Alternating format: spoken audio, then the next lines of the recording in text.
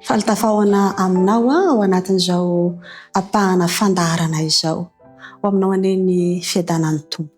Dia antsika hiaraka hivavaka indray ho amin'ity namantsika ity izay tsy salama dia mba mangataka vavaka izy amin'ity androany ity.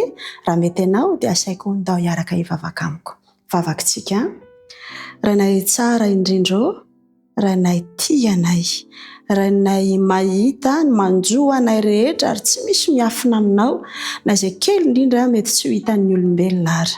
Ianao ilay mpandinika ny fo, mpamantatra ny vo, mahisa ny volondohanay. Tompo tsara hoentina eo aminao indray ity namanay ity. Tsy salama izy, mba nanoratra izy hoe eto am-bavaka dia hoentina eo aminao. Tsy salama izy ary tsy manana ny ahafahana mitsabo tena, mila ho kivy.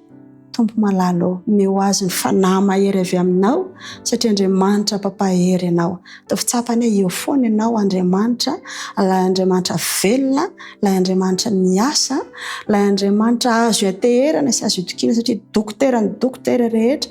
Mbola ianao manome tsilotssaina ny reny, mbola ianao no mitany fanafody.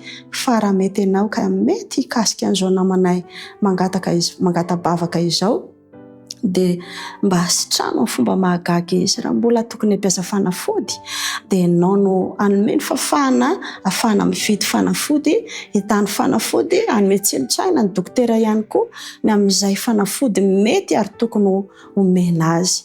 Tompo tsy takatray, tsy fantatraina izay tokony angatahanay ary fa nampianatra kosa ianao hoe lohary eo anatrehako ny etaetanareo dia hoentiko eo anatrehanao Tompo. Mamindra fo amin'ity namanay ity ary mba asitrano izy. Aoka ho fanehoana ny voninahitra ao izao na dia ratsy ary ny fikasany Satana mampahory anay dia fantatray fa afaka mitratsehitra ianao satria ianao mbola mahery ary fahavalo resy izany Satana izany.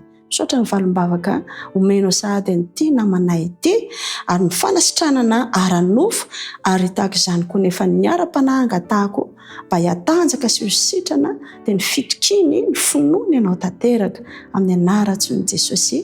Amen.